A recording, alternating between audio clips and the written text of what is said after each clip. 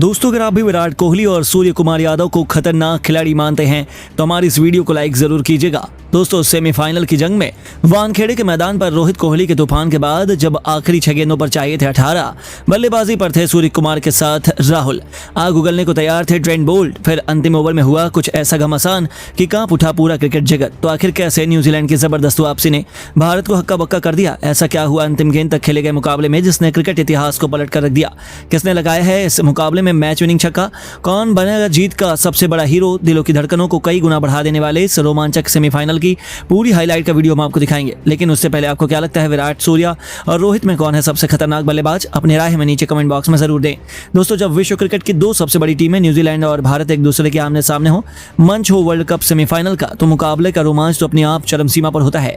ऐसे ही हमें एक बार फिर देखने को मिला। इस सबसे सितारे बड़े मुकाबले में अपनी लाश दांव पर लगाकर सितारों से सजी न्यूजीलैंड की टीम जब टीम इंडिया के सामने उतरी तो बदले के मुकाबले में रोहित और कोहली के विध्वंस के बाद सूर्या के साथ राहुल का बल्ला इस कदर गरजा कि न्यूजीलैंड के साथ साथ करोड़ों क्रिकेट प्रेमियों की भी रूह कांप गई। दोस्तों, इस महामुकाबले में न्यूजीलैंड को पहले बल्लेबाजी करने का मौका मिला और एक बार फिर विलियमसन ने भारतीय टीम को जमकर खून के आंसू रुलाए। मोहम्मद शमी से लेकर जडेजा, बुमराह सभी की जमकर पिटाई करते हुए इस बल्लेबाज ने केवल 98 गेंदों में 113 रनों की अद्भुत शतकी पारी खेली, जिसे उन्होंने 10 चौकों और 6 खौफनाक छक्कों से सजाया था। तो वहीं अंत में उतरे ग्लेन फिलिप्स ने भी अर्धशतक जड़कर न्यूजीलैंड को 50 ओवरों में 312 रनों तक पहुंचा दिया। वानखेड़े में अभी से मातम पसरा था। वहीं की भी फैंस जश्न मना रहे थे। उन्हें लगा कि यहां तक पहुंचना भारत के बस की बात ही नहीं है, क्योंकि एक तो इतना बड़ा लक्ष्य, ऊपर से सेमीफाइनल का दबाव, कोई भी टीम बिखर जाती। लेकिन भारत तो इस वक्त अलग ही फॉर्म में चल रही है और किसी को अंदाजा भी नहीं था कि असली तबाही तो अभी आने वाली थी। जी हां दोस्तों, अपने करियर के सबसे शानदार फॉर्म में चल रहे रोहित ने विलियमसन के ही अंदाज में की भी गेंदबाजों को आड़े हाथों लिया। हमेशा की तरह एक बार फिर गिल और रोहित के बीच एक बेहतरीन ओपनिंग पार्टनरशिप हुई। जीत की नींव बिछा दी गई। हालांकि गिल 36 रन बनाकर आउट हो गए। इसके लिए उन्होंने केवल 29 गेंदें ली, जिसमें उन्होंने 4 चौके और 1 तूफानी छक्का भी जड़ा था। उनके आउट होने के बाद रोहित और किंग कोहली ने भारतीय पारी को आगे बढ़ाना शुरू किया। न्यूजीलैंड के सभी खूंखार गेंदबाजों की जमकर पिटाई करते हुए इन दोनों बल्लेबाजों ने भारतीय टीम को मुकाबले में बहुत आगे पहुंचा दिया। जी हां दोस्तों, हिटमैन ने केवल 52 गेंदों पर 56 रन ठोक दिए, जिसमें उन्होंने 6 चौके 1 छक्का लगाया था। वहीं विराट ने भी 56 गेंदों पर 52 रन की पारी खेलकर टीम इंडिया की जीत और धड़कन रोहित और कोहली ने भारतीय टीम को 150 रनों के पार पहुंचा दिया। ऐसा लगा कि हम मुकाबले से यह मुकाबला जीतने वाले हैं। लेकिन तभी न्यूजीलैंड की वापसी का शंखनाद होता है। बारी बारी से ये दोनों बल्लेबाज टीम इंडिया का दामन छोड़कर पवेल में लौट गए, जहां से मुकाबला फंस चुका था। रोहित 86 रन बनाकर वापस लौट गए। किंग कोहली ने 72 रनों का योगदान दिया, लेकिन उतना भी काफी नहीं था। मैच अब बराबरी पर आ चुका था। न्यूजीलैंड को क्या पता था कि अभी तो भारतीय टीम की शान सूर्या के साथ उपकप्तान राहुल इतिहास के पन्नों में अपना नाम दर्ज करवाने के इरादे से आए हैं। टीम इंडिया के टॉप 3 के बाद सूर्या ने भी न्यूजीलैंड को सांस लेने का मौका नहीं दिया। रेड हॉट फॉर्म में चल रहे इस खिलाड़ी ने भी आते ही वनडे के इस महामुकाबले की T20 बनाते हुए चौके छक्कों की झड़ी लगा दी। नतीजा यह हुआ कि पलक झपकते ही मुकाबला अंतिम ओवर में पहुंच गया, जहां इन दोनों खिलाड़ियों के बीच अर्धशत की पार्टनरशिप भी हो चुकी थी। न्यूजीलैंड के पसीने छूट गए। अब मैच आखिरी ओवर में था, जहां टीम इंडिया को जीत के लिए चाहिए थे 6 गेंदों पर 18 रन।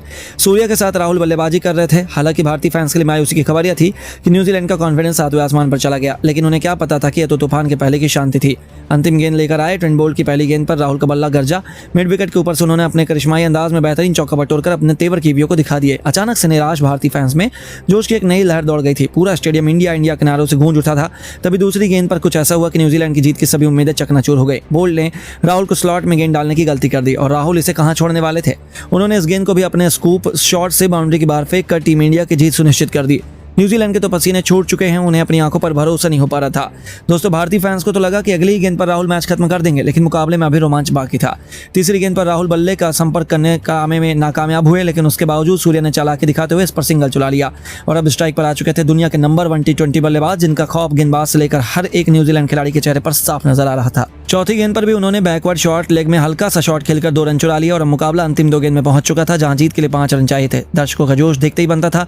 सभी भारतीय टीम जीत की प्रार्थना कर रहे थे। 5वीं गेंद पर भी सूर्या ने बल्ला घुमाया, लेकिन वह केवल 2 रन ले पाए और अब यह मुकाबला अंतिम गेंद तक पहुंच चुका था, जहां टीम इंडिया को 3 रन चाहिए थे। वहीं न्यूजीलैंड को 1 विकेट चाहिए था। पूरे स्टेडियम में सन्नाटा हो गया। आखिर अब होने क्या वाला है? लेकिन दोस्तों, इतिहास लिखने के इरादे से तो ये दोनों बल्लेबाज आए थे। गेंदबाज ने चालाकी दिखाते हुए सूर्या को छकाना चाहा, लेकिन सूर्या भी कोई कच्चे खिलाड़ी तो है नहीं। पीछे हटकर उन्होंने गेंद को पॉइंट और कवर के बीच से चीरते हुए चौके के लिए मारकर टीम इंडिया को एक कभी न भूलने वाली जीत दिला दी थी। पूरा स्टेडियम सूर्य के नारे से गूंज उठा था। किसी को भी खुशी का ठिकाना नहीं था। तो भारतीय खेमा जश्न में डूब गया। रोहित कोहली से लेकर पूरा हिंदुस्तान जश्न मना रहा था, क्योंकि टीम इंडिया ने सेमीफाइनल मुकाबले को अपने नाम कर विश्व चैंपियन बनने का ऐलान कर दिया था।